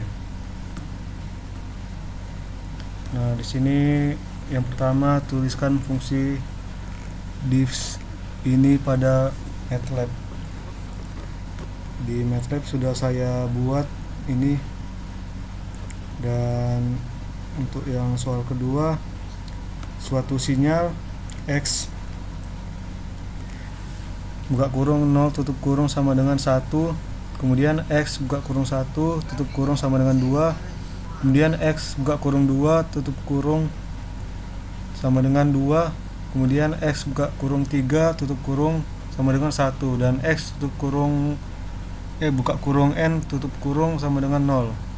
Untuk semua nilai N yang lain dan N poin DFT sama dengan 4, tentukan DFT dalam bentuk rektangular atau K.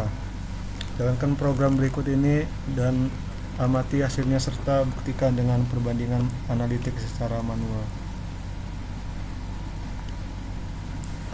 Nah, jadi sudah saya masukkan juga programnya. Langsung saja run section. Nah, di sini sebelumnya pada program ini kita bertujuan untuk mengubah sinyal dari domain waktu ke domain frekuensi, kemudian menunjukkan amplitudo dan fase dari setiap komponen frekuensi sinyal. Nah, itu parameter yang digunakan itu ada X yaitu sinyal input dan N jumlah sinyal. Nah, jadi cara kerjanya itu mengubah sinyal input menjadi kolom agar bisa diproses dengan baik. Nah, kemudian kita membuat vektor kosong XK. Nah, ini XK untuk menyimpan hasil DFT-nya. Nah, kemudian menggunakan log for. Nih, for.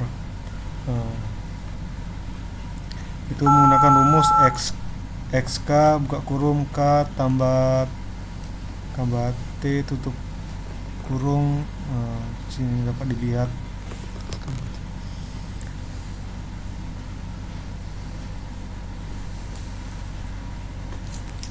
Nah, jadi setelah di run section, di sini dapat dilihat setelah melakukan analisanya, XK1-nya itu sama dengan 6, yaitu menandakan DC komponennya atau nilai rata-rata sinyalnya. Kemudian XK2 dan XK4 itu komponen frekuensi, jadi dia plus dan min 1. Nah, untuk SK3 nya itu sama dengan 0. Nah, itu artinya tidak ada komponen frekuensi tengah. Nah, jadi hasil ini bisa diverifikasi secara analitik menggunakan rumus DFT nya. Nah, rumus yang ini tadi. Nah, lanjut ke nomor 3. Tentukan DFT dalam bentuk rektangular dengan endpoint DFT sama dengan 4 dari sinyal-sinyal berikut yang semua bernilai 0 untuk N kurang dari 0 dan N lebih dari 4. Nah, di sini ada A, B, C, D dengan nilai endpointnya yang berbeda-beda. Di sini saya lakukan untuk percobaan yang A itu min 1 1 1 1. Nah, langsung saja kita run section. Nah, di sini XK-nya itu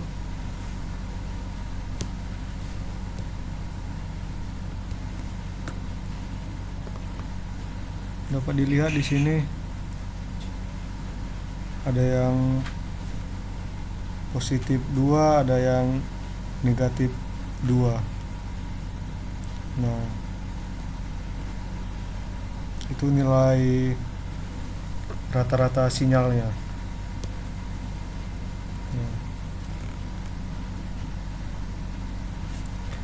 untuk analisanya nanti saja setelah kita melakukan percobaan pada A, B, C, dan D.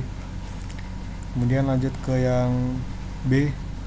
Di sini min 1, 0, 2, dan 2. Nah, saya run section. Nah, di sini dapat dilihat nilainya berbeda dengan yang tadi.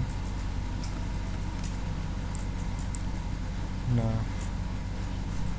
kemudian yang C. Nah, yang C ini sama dengan yang D nilainya. Jadi kita satukan saja. Kita run. Nah, di sini dapat dilihat nilainya juga berbeda. Nah, jadi setelah melakukan analisanya, jadi komponen SK1 itu kan nilai rata-rata sinyalnya. Nah, komponen lainnya itu atau amplitudo dan fase komponen frekuensi sinyal. Nah, dengan perbandingan hasil DFT, kita bisa memahami bagaimana bentuk sinyal mempengaruhi spektrum frekuensinya.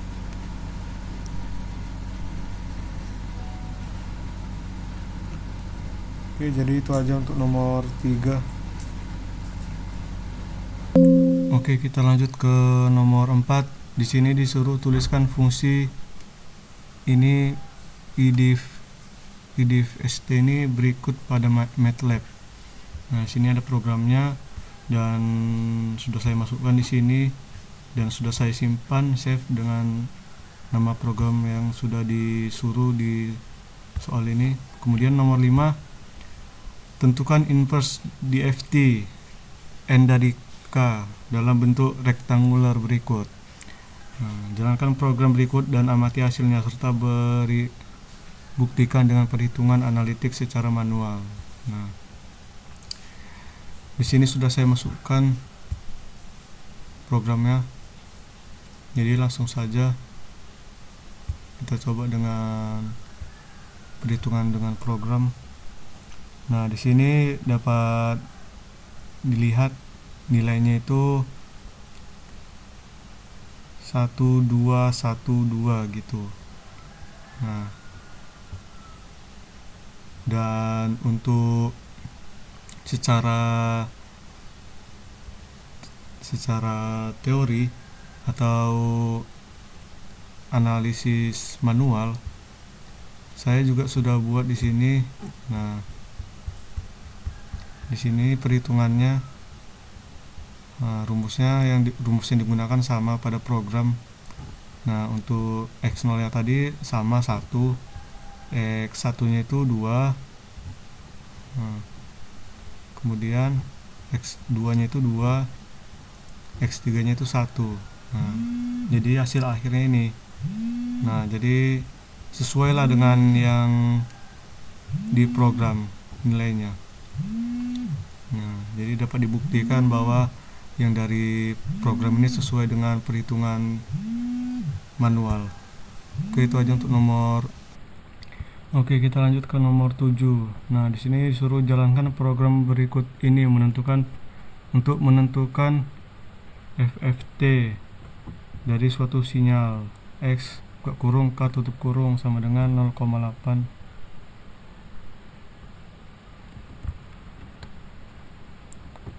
pangkat K buka kurung K tutup kurung dengan N32 dan amati hasilnya dan berikan pembahasan. Baik, langsung saja. Di sini sudah saya buat programnya. Langsung saja kita run section untuk membahasnya.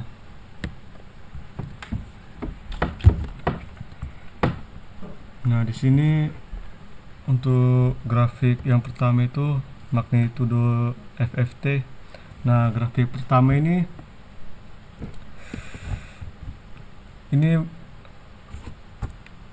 menunjukkan besar amplitudo dari setiap komponen frekuensi pada sinyal. Nah, terlihat bahwa nilai magnitudo yang paling tinggi berada di frekuensi rendah, kemudian menurun seiring bertambahnya nilai K. Hal ini terjadi karena sinyal H buka kurung N tutup kurung sama dengan 0,8 pangkat N merupakan sinyal yang nilainya semakin mengecil. Nah, sehingga energi sinyal lebih dominan pada frekuensi rendah. Dan dari grafik ini dapat dilihat bagaimana distribusi energi sinyal di domain frekuensi. Kemudian untuk grafik yang kedua, nah ini sedikit berbeda. Grafik ini menunjukkan pergeseran sudut atau fase dari setiap komponen frekuensi. Nilai fase pada setiap titik K berbeda-beda, yang menandakan bahwa setiap frekuensi memiliki karakteristik fase masing-masing. Nah, fase ini paling penting karena menentukan bentuk gelombang sinyal ketika dikembalikan ke domain waktu. Oke, itu aja. Kemudian nomor 8. Nah, untuk menentukan inverse FFT dapat digunakan fungsi IFFT. Tambahkan program berikut ini. Nah, amatilah bentuk sinyal dan berikan pembahasan. Oke, langsung saja kita salin.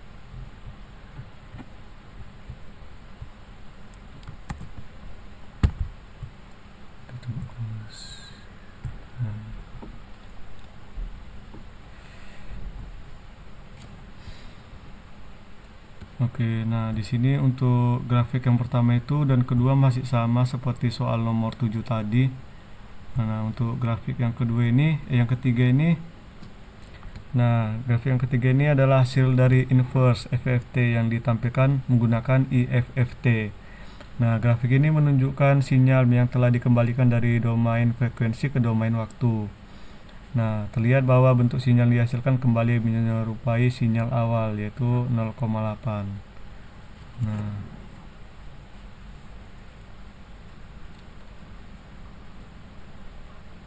Nah, jadi hal ini membuktikan bahwa proses FFT dan inverse FFT tidak menghilangkan informasi, melainkan hanya mengubah representasi sinyalnya saja.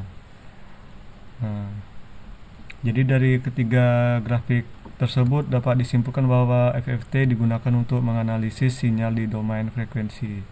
Nah, dan sedangkan untuk FFT digunakan untuk inverse FFT digunakan untuk mengembalikannya ke domain waktu. Nah, magnitudo menunjukkan kekuatan frekuensi, fase menunjukkan pergeseran gelombang, dan inverse FFT memastikan sinyal tetap utuh. Oke, jadi itu aja untuk nomor 8 dan untuk bab 4. Nah, kita lanjut ke soal nomor 6. Dari soal-soal pada nomor 3, tentukan inverse DFT nya dan amati hasilnya serta berikan penjelasannya. Oke, baik. Di sini langsung saja kita ke. Nah, di sini sudah saya buat. Nah, ini untuk program pada nomor 3-nya itu. Nah, jadi pada program ini saya menghitung inverse DFT menggunakan fungsi ini yang IDIS FT ini. Nah, data yang digunakan adalah nilai frekuensi atau XK. Nih, XK. Nah, fungsi ini menggunakan rumus transformasi Fourier discrete balik untuk mengubah data frekuensi kembali menjadi sinyal waktu. Nah, hasilnya adalah sinyal Xn yang merupakan bentuk asli dari sinyal sebelumnya dilakukan transformasi. Nah, jadi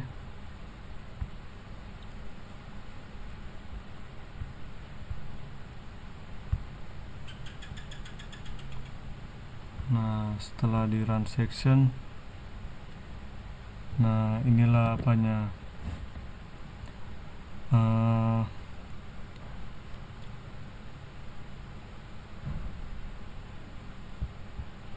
apa namanya, nilai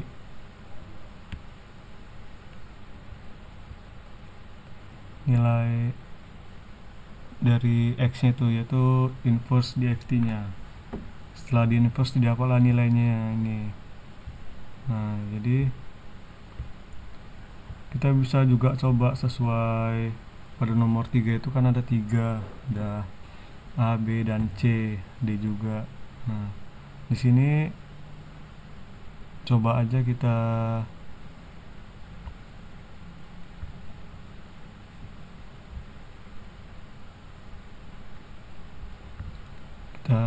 ganti.